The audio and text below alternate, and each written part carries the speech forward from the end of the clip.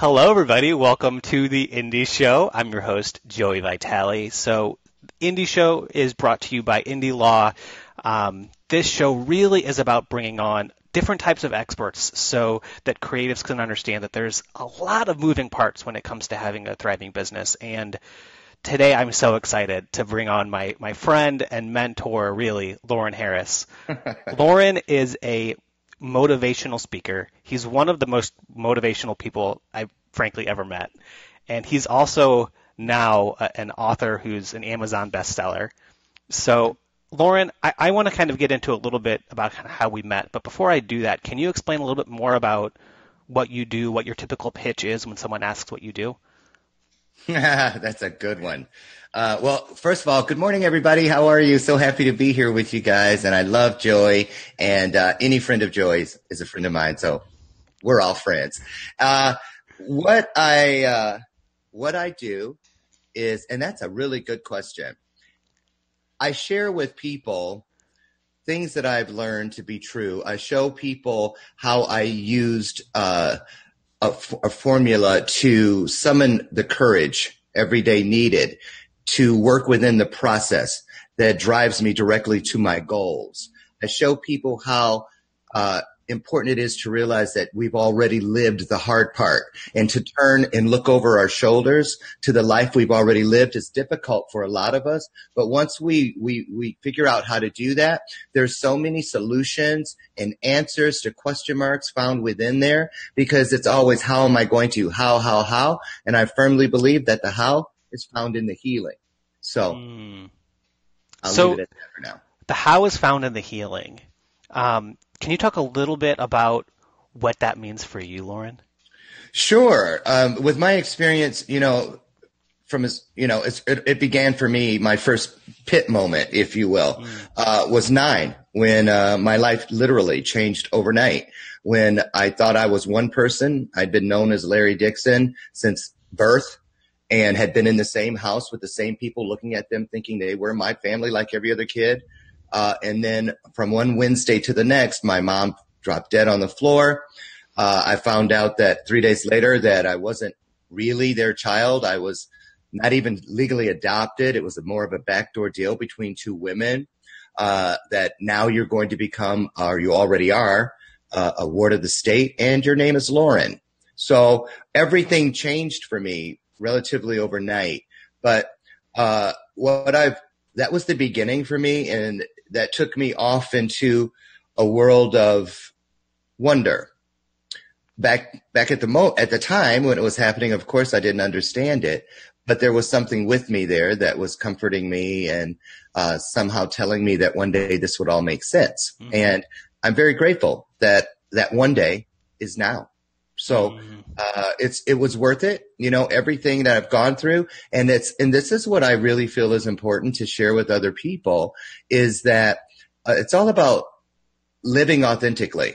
Because in order to speak authentically, you first must live authentically, which means represent the life you've already lived equally as authentically.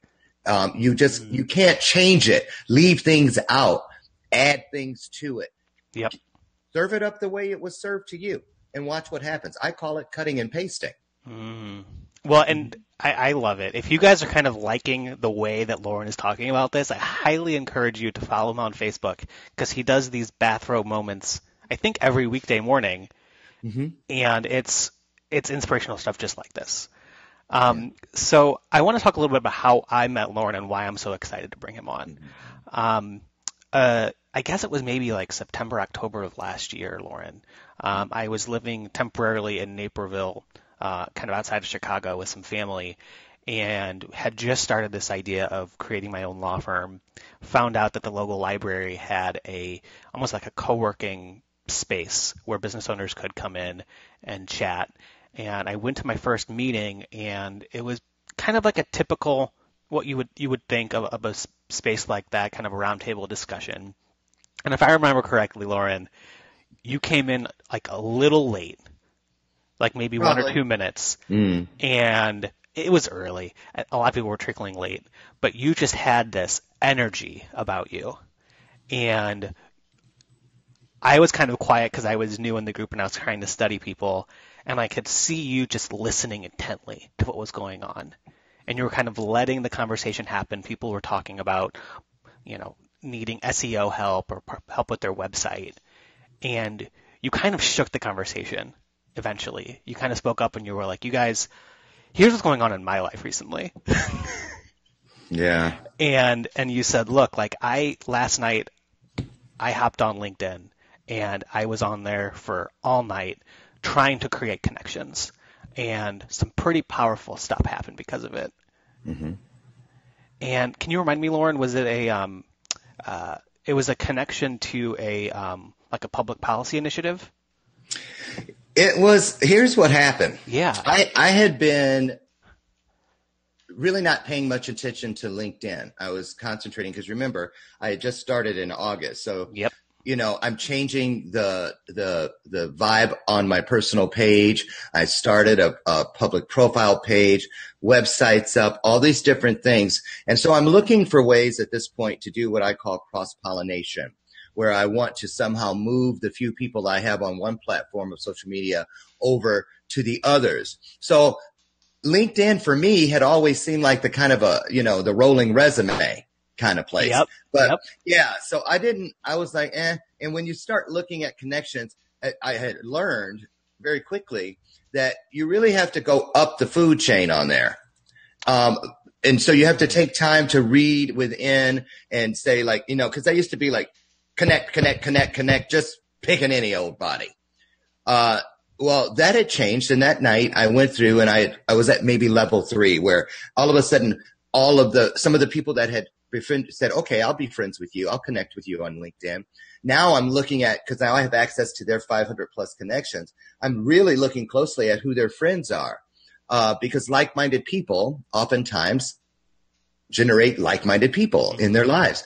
So I started looking and I saw this woman on there, and everything about her was about foster care and adoption, which is very important to me. And so I asked her to connect with me, and she's a political strategist from Capitol Hill. And all this was over LinkedIn. All of us, yeah, over LinkedIn. Mm-hmm. Well, I put it in, and the very morning that I saw you, I had awakened and had a response from her where she said to me, oh my goodness, just last night before I went to bed, I got literally on my knees and I asked God to send me a new voice for what we're trying to do to change what's going on in this country with foster care. And we need someone that we can groom to testify before Congress. And she goes, I woke up to you. Wow. And then it just went from there. I've been to New York. This is happening. They're all coming to my wedding in like 2 months. And it was just an incredible thing. And that was just the first thing. Later on, a couple months later, the monthly article in Money Inc. came to me via LinkedIn, just from a single blog post that resonated with someone that was lurking within the catacombs of LinkedIn. So it taught me you don't have to know everything to know everything. Yeah. All you have to do is, let things come through you. And they will, there's a reason they say that the truth has a ring to it. Because if that's what you put out in front, it's all back to the living authentically. Automatically, you're going to speak authentically. And that's where the ring of truth is found and heard, recognized, embraced.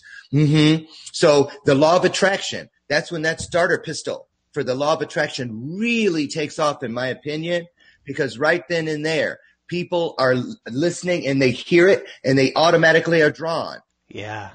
And you see what I'm saying? Yep. So all those things that you could never imagine happening, they begin happening. Simple as that. Loren, I love talking with you because I think that you give me so much energy and motivation to move forward. What kind of series of events led you to say, yeah, speaking is what I want to do? Good question. The series of events basically started within the first year in the foster system when I didn't know that's what they were. Yep. But I knew that suddenly I had been catapulted into a world where I had no control of much of anything. I was a kid. I was in a legal system. Yep. And within that system, I was in someone's home. Oftentimes people who had one face for the outside world. And once the lights were off or the doors were closed to their layer, they were someone else. So I began my tutelage with life. Yep. And when you're an innocent, a child, there are lots of things put in place to help you understand. You don't realize what you're doing, but that's why kids are so resilient, because they automatically have that thing. It was in that first year that I learned to begin listening to my first mind, because I had nothing else to connect with. And I now know that my first mind is what I believe to be connected to the Creator. Anything after that, I found is second, and it's a guess. That's why it's called second guessing. So I quit doing that, and I needed to stay alive. When that very first home I was in, there were 4 of us in there. And when I turned 18 and went to find these other 3 boys, it was very saddening for me to find that not one of the 3 made it out of that system alive. The oldest lived to be 14. So, that was when I really decided. So the string of events has been through the journey, because I'm at the place in my life that I am today simply because of all of the life that I've lived every other day. Yep. It's true. And, it's the difference today is that now when I look over my shoulder to the life I've already lived and I choose to cut and paste it to bring it as a learning tool to the forefront of my life, today I'm running still. I'm still in the race, but I'm running towards something. Yeah. I'm not running from something. Yeah. Big difference. No, I love that. And I mean, that resonates with me, because when I, was starting out as an attorney, I was in a practice area, in a community that I felt like I was running away from things. I felt very disaligned with myself. People who maybe know indie law and maybe tuned into a show before know that I'm not very into conflict. And so the fact that I went to law school and became a courtroom lawyer probably doesn't make a whole lot of sense looking back. But the first 2 years were a real struggle for me. And when I embraced really who I was and how I could marry the fact that I have a law degree with something that I'm passionate about like proactively helping businesses before bad stuff happens. Yes. That was a real game changer for me. Hey to P the politician and Marty for joining in and leaving some comments here. P the politician says, awesome conversation. The law of attraction is real. Oh yeah. And it really is. So for anybody just joining us, Loren is a motivational speaker and an author. Loren, what are some of the main kind of topics that you tend to cover in your motivational speaking? You've talked about, the foster care system and your passion for that. What other types of topics do you usually touch on, and who are your typical audiences? Well, another great question. God, you're good. Well, it's like this, and I'm really glad we're talking about this because, like I said, today at 1:00, I'm certain I'm going to book speaking gig number 103, but it's really speaking gig number 2. Here's why. Speaking gigs 1 through 100. I just did 100 a couple weeks ago out in LA, and it was my first time sharing the stage with other speakers. It was my first time being able to watch other speakers, and so I walked out of there a different version of myself. Okay. When I started the last year, my what we call my bread and butter speech was called the ripple effect. Every audience from corporate America, Whirlpool, Hormel, places like that, all the way down to my snowball events with high schoolers here in Illinois and elementary students. My speech is not something that changes from how do you have the same speech for a bunch of executives for corporate America and then be able to convey that same message to a bunch of 5 or 6-year-olds. Here's how. The message is the content of the gift. It's what's inside the wrapping. So when I present the ripple effect to Whirlpool, it may come in a gold foiled box. When I present the ripple effect to Fillmore Junior High School, it may come in a gift bag. But all it is I have my message in some type of container that will make my audience want to open it and receive the gift and say, okay, thank you. I received that. So the thing that doesn't change, however, is the content, because it's the truth. And that's the great thing about the truth. The truth is the only thing in the universe that never changes. So it relieved me of a lot of worry about this, that, and the other. So that was my that's what I've been speaking to. The audiences were broad. Now, after going and creating and just embracing a new version of where I'm going, because now I've moved to another level. It's time that the stakes go up. And that's how it's supposed to always be. The reinvention. Yep. Because I got to see how much healing I was able to bring to my own life over the last year, but I also was able to see a couple weeks ago how much more I need. So that was a very eye-opening experience for me. So now I'm starting to talk more to people about why it's so important just to get started, how you don't have to, we buy into what we're taught. You got to do this. You have to be that. You have to go here. You need to have this, all these different things. And it allows us to procrastinate. It trains us or conditions us to believe we're not ready yet. We're not good enough yet. We don't have enough this. The right people aren't here. Everything that stops you from process, getting started.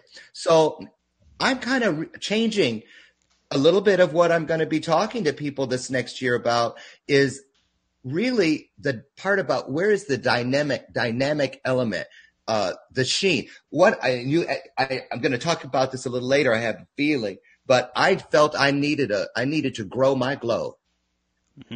After this last year, I know my message, but when I learned more about me, now I realized I needed to grow my glow. I love that. I did. I needed an element of being dynamic, because now I've outgrown what are we going to do? And, it's not about those pit moments. It's about those victory moments. Yeah. I now know, Joey, really, there's no such thing. Well, there is. There are mistakes, but they're called honest mistakes. There's a big difference between just nonchalant, I don't give a damn mistake, and then honest mistakes, because you know what? Honest mistakes are merely victories in the making.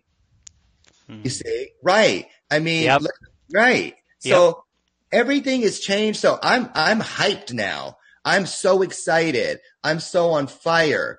It's if any of you have ever seen the movie Powder, there's a scene in that movie where he has all these different powers, but he puts his hand on a hunter who shot a deer while the deer is dying simultaneously and transfers to the hunter the feeling that the hunted is going through so that he can feel. What movie is this? Powder.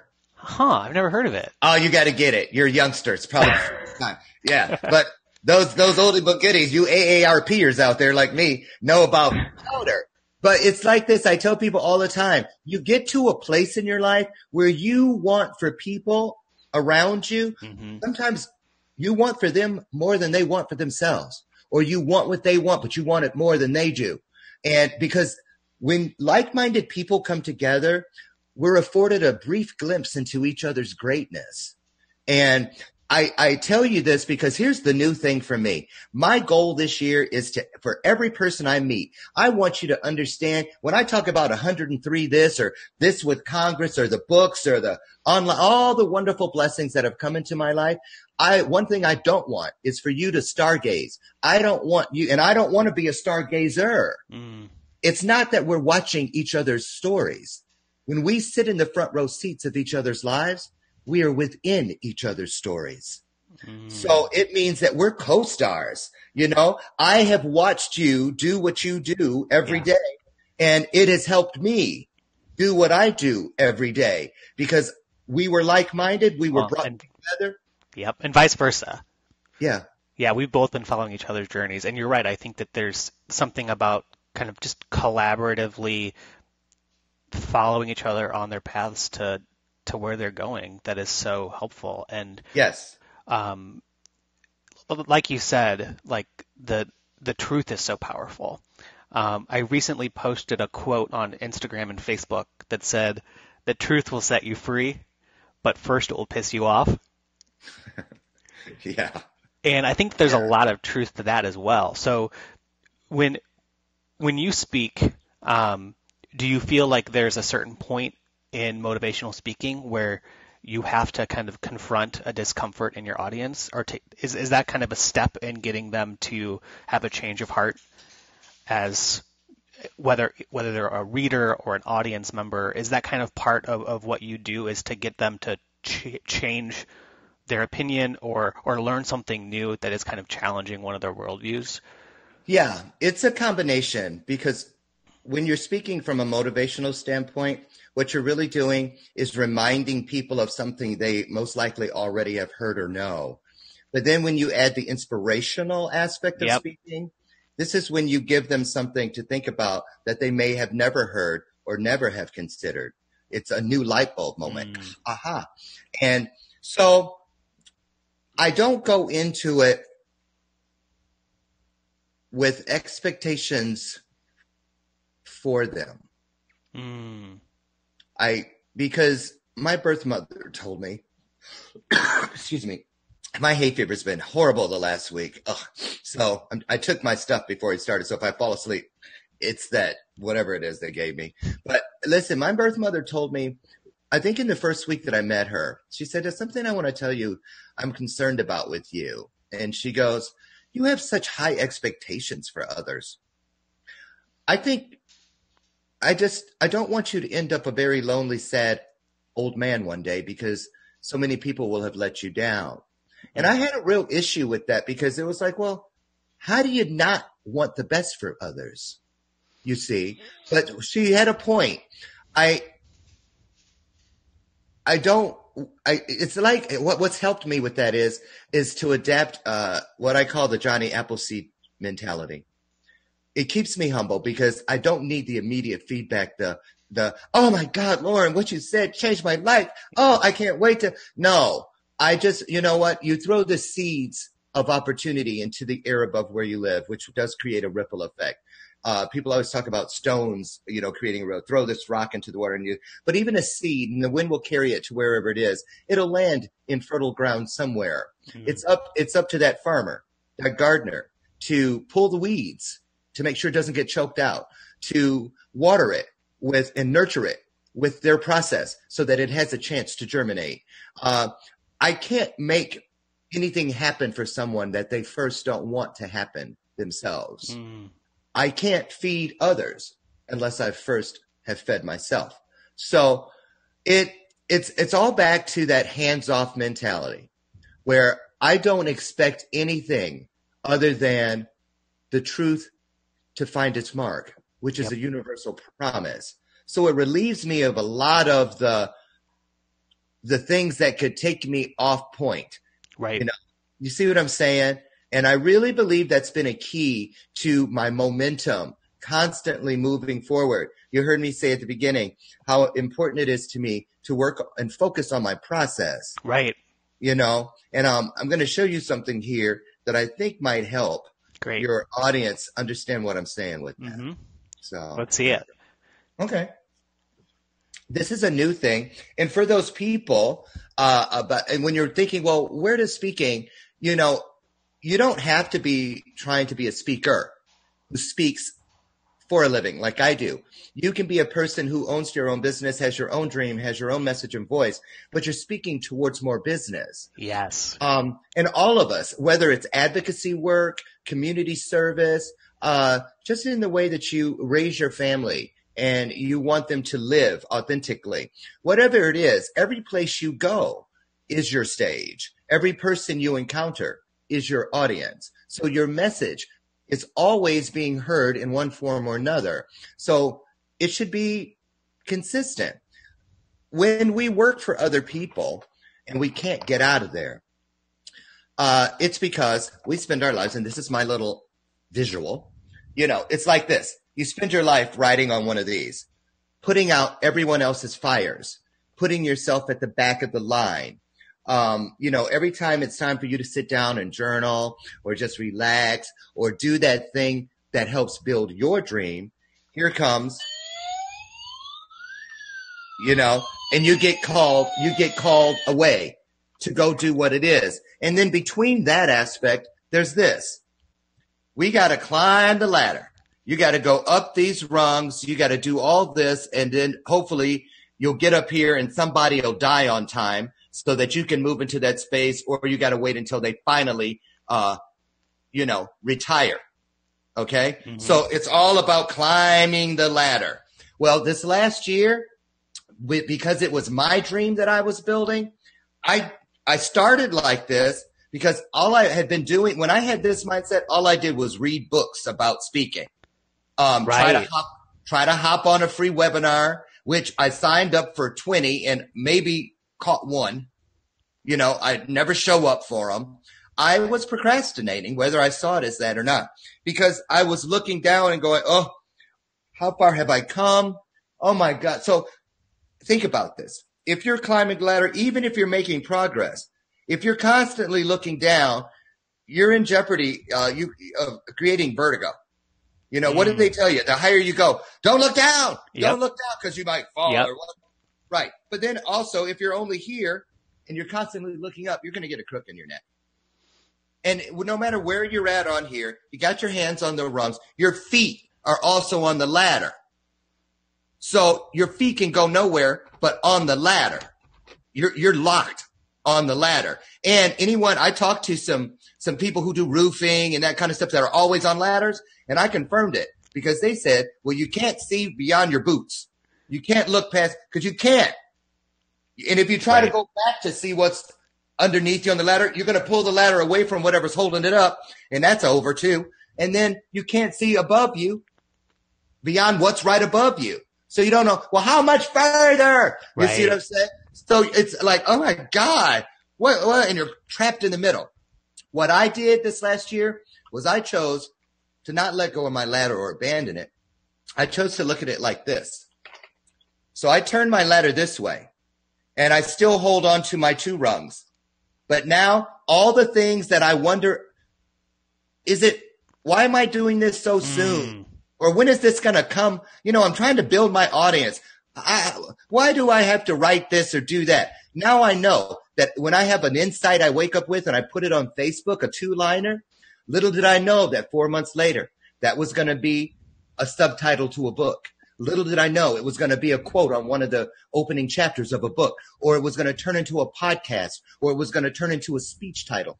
But if I was looking at it like this, way down at the bottom, I was like, I may forget about it, not think it's doing anything. But this way, all I have to do is peek around and I can see it down there. Oh yeah, I see where that's going to now come in handy down on this side of the ladder. The other great thing about this mindset is that my hands are still firmly on the rungs of the ladder, but now my feet are on the ground. Mm-hmm. So now every time I want to take some movement forward, I bring this whole ladder with me.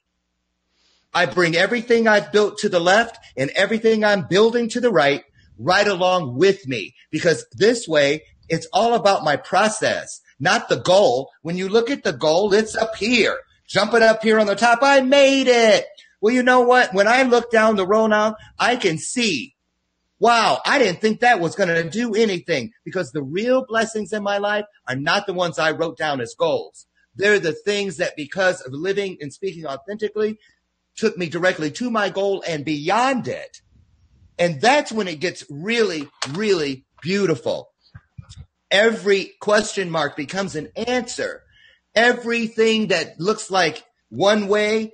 I used to see things outside of my frosted window when I was on that ladder, living in fear, which we all know is not even real.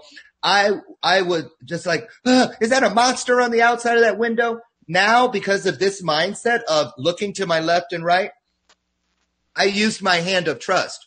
I used my glove of faith, and I wipe over that window, and I can see clearly. I can see clearly now. Okay? Loren, it was really hard for me, but I tried to stay as quiet as I could through all of that because I absolutely loved it.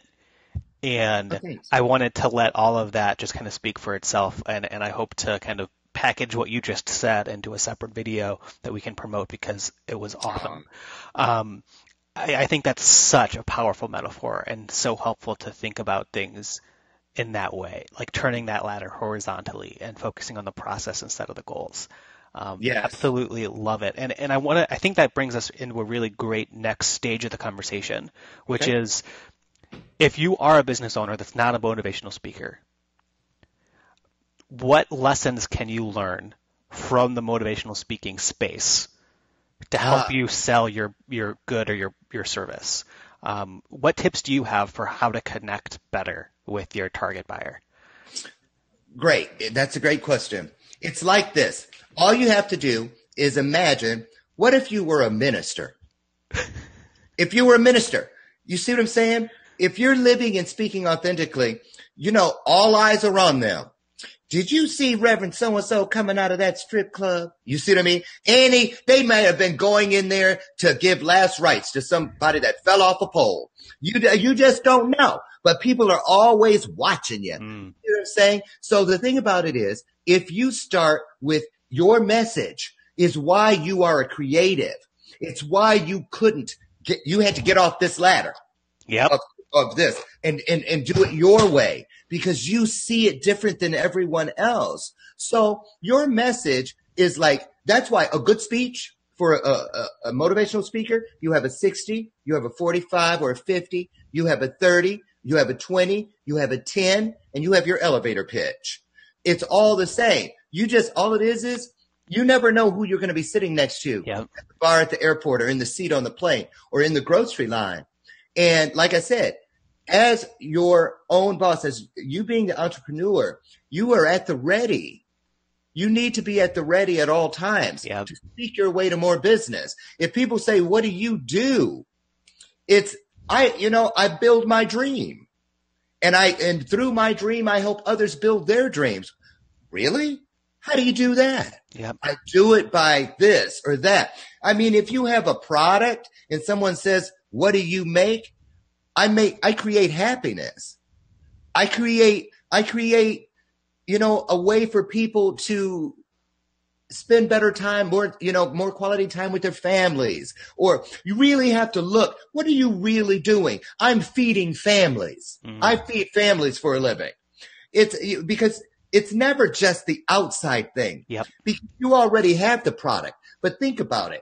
As an entrepreneur, as a business owner, as a creative, you don't punch out. Something comes along. It could be one of your clients just telling you something they're going through. It has nothing to do with the purchase of your goods or services. Yep. But you're in the car driving wherever you're going. You hear their voice. You're thinking about them and you're praying for them, or you're concerned about them and you're thinking of ways you can maybe help or who you could connect them with that could help. That's because you're service minded. Because we have come up with something that we want to give the world to make it a better place, it is proof that we're service-minded spirits. Mm, And not everyone is. There are a lot of takers and not so many givers. And so when you're speaking, you're a motivational speaker. You mm, know, you know what I'm saying? If I made these mugs, yeah. I can't just always follow, well, yeah, I got a great design and found the place to get it manufactured and my shipping is on point and blah, blah, blah. But what I can't think about is my mind is what it'll be like when people are sitting around the family table. And I helped make that possible. And they honored me by seeing something that I had and said, you know what? I need that in my life. Mm, Or someone saw this. This was a gift. And they know I love Lucy. And they said, let me give this to Loren. So you give people opportunities to show that they care. You yep. create opportunities for people to dream, well, if he did that or she did that, I could do that. Or I had that idea. And you show people, if you'd have moved on it, this could have been you. You see? Yep. So you're doing so many different things, but it all goes back to your service-minded attitude. Oh man, there was so much good stuff there. And we talked before about, you know, one of our first like long conversations after we connected was me looking to you for some guidance with, you know, like what is it that I tell people that I do in terms of like what's my slogan? And we came to talk about how, like, really at the end of the day, what I do is I help protect the passions of creative small businesses, and how that's a lot truer and it's a lot more powerful than me saying that I'm a lawyer. Yes. And here's what are my business practices. But also, like you said, as a motivational speaker, you've got your 80-minute, your 60-minute, your 40-minute, your 30-minute, your 10-minute, your elevator speech. One of my favorite college professors, he once told me that, yeah, he was a politics professor, and we went to DC together. He kind of got us in the room with some politicians, and he said, look, you need to know your elevator pitch, but you also need to understand that there are tons of different elevators out there. Good one. And you don't just have one elevator pitch. It depends on who's in there with you. That's right. That's right. And so, yeah, like when I'm with my target market, I can say that I help, protect this passionate business that you're building. When I'm at a lawyer networking event, I can't say that because they don't get it. So I have to speak their language as well. Right. And I want to butt in here because I remember when you told me how, you would run this idea of yours past mentors, people who had been in your business, in your world for so many years, but their mindset was antiquated. It's just, your mindsets are like cell phones.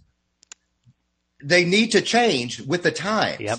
You see? And I'm going to tell you something, and this is for everybody out there. Don't judge your passion or the level of your mission and what you can do in this world on the feedback you get from people when you're running it past them.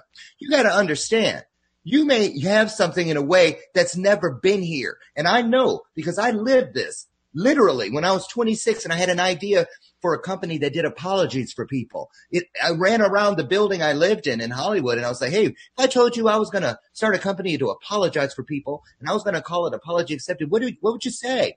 And I almost asked 30 people, and half of them were like, I don't know. If I had just taken that and left it, it wouldn't have worked. Yep. But I wrote it on a 3x5 card in pencil and mailed it to the editor of People magazine. 6 weeks later, I was featured in there, and off we went. Because I didn't know. I didn't know what I didn't know. And what I didn't know was that it had never been in this world before. Yeah. All of us, what you have has never been in this world before. Even if you're making bottled water, and there's tons of bottled water companies, it may be the mission statement and what you do with your success behind this bottled water that can be a first in this world. So I love that. And piggybacking off of that, Anne just commented in kind of a earlier discussion, best part of my business is the joy they get when they purchase. I'm a giver. And Loren, when we're done with this video, I encourage you and anybody who's watching to go to Anne's Facebook page, find her business, and take a look at the products that she sells. It's absolutely stunning. She sells these hand-painted glassware products, and you can just tell that there's a talent and a passion behind that. And I love following her, especially on Instagram, where I get to see all of her photos. It's just remarkable. Loren, we're having such a good conversation. I want to make sure that we fit in a couple things that I have in place before we wind things up. Sure. You're on Facebook Live a lot, and you can tell that I'm a fan of that as well. I'm talking with more and more business mentors who are encouraging each other to get uncomfortable with Facebook Live, to get on there, to get more human with your business. Do you have any tips for people who are struggling or just starting to get on Facebook Live? Because you get on there every morning and you have a really, powerful, inspirational segment that you do. Do you plan beforehand a lot? Is it kind of off the cuff thinking? What are the priorities for you when it comes to jumping on live? My priority when I get on there is to not let my followers down. I believe that when we go there, just like all of the people that are here, I feel that universal responsibility to my message. And that's why not everyone should pick up the torch of being a creative or an entrepreneur, because it is not for everyone. There is such a huge responsibility that comes with it. And I'm going to say this, and a lot of people that feel like they're spinning their wheels. When's my day going to come? When is this going to change? And when am I going to get this? And they're constantly looking at other people. Well, what do they have that's so great that I don't? It could very well just be that they understand and respect the urgency behind their calling in this world, because you have to be able to show up. You can't do it Mondays, Tuesdays, Easter, and Christmas Eve. You have to be there 24/7, 365 in one form or another. And so I needed bathrobe moments. You really want to know how bathrobe moments came? Yeah. I'd get up every day, and my responsibility is content for my message. And I thought that I had to sit down and come up with it. Maybe what am I going to talk about today? Bathrobe moments allowed me to ask what I believe greater than myself for something where I could start my day as early as possible down the right road as far as getting my message to the masses. So bathrobe moments forces me to be accountable. Forces me. It's one of those things that I put into my own walkway, my own pathway of my own journey for me to stumble over, so that it would keep me focused on my process. Because when I do something, when people say I got to get in, that's my routine. Oftentimes the term that surrounds speaking to a routine has a negative connotation to it. Like there's something wrong with being routine. Routine means disciplined, organized, accountable, consistent. And so I can't be consistent and accountable to my following and to my message if I am not that way to myself. So I get up every day and I go there. Where does the content come from? Sometimes from life that I lived maybe 20 minutes ago. Mm-hmm. The night before, the day before. I look to the life I've just lived to talk and share, because what it does is it forces me. There's only two things in this world. That's why this universe is based on duality. It's either one or the other. So it allows me every night to look over the shoulder to the life I've lived. I look at the things that I go, wow, that was great today. Being on Joey Vitale's indie show. That was a win. And I put it over to the win side. But then I may have let something fall through the cracks, not purposely, but nonetheless it happened. I have to pick it up and go, I didn't do so well here. I can do better. I have to own it and put a call to action out to myself to do better. Put it over here. But now, so these are these are dishes, because I am nurturing everything. Like my being here with you, I am feeding my spirit and my process. So now when we're done, there's an empty dish, because I consumed it. I put it over here. Same thing with the failures. I consumed it. I put it over here. But remember, mistakes are nothing but, come on, mistakes are future victories in the making. So I put that over here. I own it. But the danger zone is the middle of the table, where I leave this and I leave this and I go, I don't know what, this doesn't really fit in either one. And I'm tempted to just throw it back out there. No, you got to look for the markings, take off, get in the cracks, really look at the grooves and go to those places that aren't so easily seen. Get a magnifying glass, a loop or whatever, but find that marking that tells you success or not, and then claim it, own it, put it in one of the sites. So two things there. One, yes, failure is a pathway to victory, but you have to be willing to review that failure. Yep. You have to be willing to inspect it, like you said, own it, and then learn from it.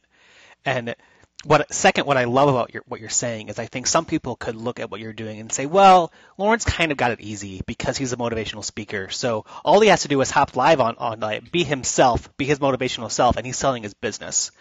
And I think what I love about what you do is because it's made me realize, especially if you're like a solopreneur and you are kind of the brand behind your business, all you have to do is be human. Yep. And then every once in a while you can talk about what you're selling. And that's what your target market wants to see. Yes. Absolutely right, Joey. It is always about, with all my coachees, this is the first thing I tell them. And even from the stages, when you are trying to make anything work in your life and you're trying to be make an impression, leave an imprint, make an impact, Always use this equation. 20% about you, 80% about them. 80% about them. I don't care what it is, 80% about them, because people want to know how you did it. They want to know your solutions. They want to know, how did you do this? And you know what? Little things like Facebook Live, they make you get there. You learn more about how people really see you. You really get to see that I am making a difference. Look, these 5 people thought it was important enough to stop what they were doing, to join me, and you're humbled and you're honored and you want to not let them down, which in turn is what makes it so you don't let yourself down. You see? So when we try to, whatever we give to others, we get it back many times over. And every time I finish a Facebook Live, a bathrobe moment, I say, I thank you all because you have made me a better version of me. We can't do this solo. We must do it together. And like-minded people, we remind each other that we're not alone in healing this world. We have a huge task. Now, Loren, I've got a question for you, and we didn't talk about this before we started. So I'm sorry if this is a question that you prefer not to answer, but I think you'll be fine with it. When you started doing these daily live bathrobe moments, were you scared at all about, I know that I have friends on Facebook who probably could get annoyed by this, or there are people who follow me who, I'm scared of what they'll think because I'm coming from this place and doing this thing on Facebook where a lot of people kind of think that that's not something that should be shared online. Did that enter your mind at all when you started? Has that changed? It entered it for a brief moment. Okay. And only when people were giving me their constructive feedback / criticism at first. Oh, your face is too close in the camera. You need to, the books all say you should this. And let me tell you something. The reason I went there was because the idea didn't come from me. It came through me. So I didn't care what they were talking about because you just haven't seen this before. Yep. You see what I'm saying? So was I afraid about, is this going to look stupid? My fears were more based in my own still residual feelings of low self-esteem. Yep. Am I going to look like a fool? But you know what? That's why it was a bathrobe moment. I didn't shave. I brushed my teeth. I washed my face. I got my coffee. I wanted to be as vulnerable as possible. I wanted people to see, look, this guy just crawled out of bed and da-da-da-da. But what it did was it conditioned me to crawl out of bed and directly into a mission, into my purpose. Because if I waited until noon or 10 or 1 in the afternoon, my great intentions, Loren can mess up some stuff. I'm just going to keep it real. You see? Yeah, I love it. I needed something that kept me focused and moved me into my purpose so that I could get up every day and dive headfirst into my process and stay from swimming in the shallow side of life. Because when you stay on the shallow side of life, procrastinating and fear and this and the other, you can never dive in. It's not deep enough. It's shallow. Yeah. Oh, I love it. And I think that if anybody's watching, especially if you're maybe in like Kate Brockmeyer's B3 Core group, I know that she's doing a Facebook Live challenge with people who are in her business right now. Follow Loren, see what he's doing, and I challenge and encourage you guys to feel like you can just hop on Facebook in the way that Loren does, where there doesn't have to be a point it doesn't have to fit like your content marketing schedule. It can just be you saying, here's what I'm thinking for the day. I want you guys to have a sneak peek at what life is like for me today. Here are the ups and downs that I'm having, and something inspirational that I'm thinking of. Hope you find it valuable. Enjoy. I want your followers to know what you just said to them is so, so crucial. I promise you. That is the first, in the first 2 or 3 assignments with people that I coach. That's one of the things they do. And if you go to my page, you'll see a lot of videos, any video with a single person in it doing their thing. There's one on there today from one of my coachees about gratitude, first time out. I had a guy a month ago, Bradley Rickman, took it upon himself to do a Facebook Live video from an assignment of just write a 500-word essay about yourself, Bradley, that I asked him to do. He posted that live video. In 3 hours, he had over 6,000 views. Over 6,000 views. He had 400 and some shares before it was all said and done. That's amazing. And now, as a result of that, he has a really powerful advocacy against bullying YouTube channel, and everything's changing. He's getting called to come and speak to children. He's a cancer survivor of childhood cancer. Everything that he wanted to share instantly. What's this guy's name? Bradley Rickman. And if we go onto your profile, we'll see this video? Yes. Okay. Perfect. Yes. Yeah, I'm excited to check him out. That's an awesome story. That's a really good example. Yeah. So we got to start wrapping things up here, Loren. Okay. I want to ask you 3 questions. Okay. The first is, when is the time that you've laughed the hardest? I love this question. I thought it was difficult at first, but then it became simply so easy. I get married on October 14th, as you know, and this all happened in the same process. I had 2 dreams, what I'm doing and to have a soulmate. Mm. And when one came into my life, I started immediately looking around the corners because I knew the other one couldn't be far behind. So to answer your question, when I laugh the hardest now is when I laugh with my soulmate, because, and that's every time, because it's every fiber of my being. I don't laugh and then am jolted back to some fearful reality. Oh, wait a minute. Why am I happy? Because I got this thing to worry about. No, when I laugh now, I laugh with every core of my spirit. And I don't feel any guilt about it. It's like what people call like a belly laugh, and it sends joy throughout my universe. So that's every time. So, if you have your soulmate, start laughing together. Oh, I love it. Well, that's such a great answer. And congrats to you and your soulmate. You guys know I love you both. Thank you. My second question is, what's one of your passions outside of work? One of my passions outside of work, because there's very little outside of work because we don't turn it off.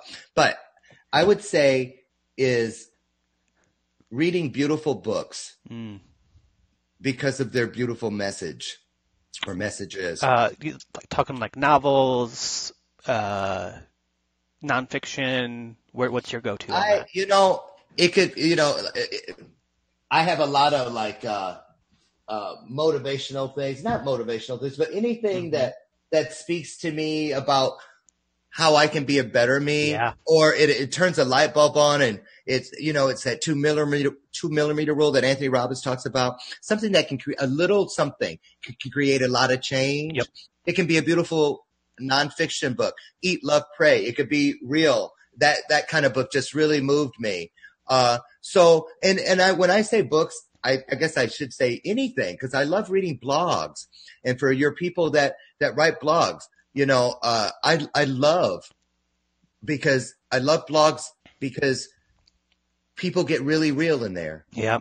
Really. And I feel honored that they would peel off a layer of their personal life and say, here, take a look at this. Come with me. And so anything where people share their messages, because every time I read something that does that, it lets me know, you know what? Here is something that will live in this world long after I'm gone. It encourages me to write my stories down, because when we write things down, we automatically separate ourselves from the dummies who never do that.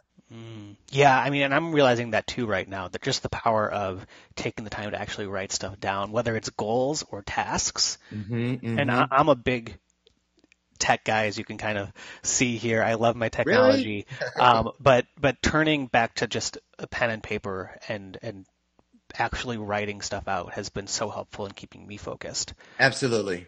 And then my last question for you is, I know that you're also, a business owner, and your business has been growing like crazy. And I'm so excited and proud for you. What is something that either you feel like you need in your business, or an investment that you recently made that you're really grateful for?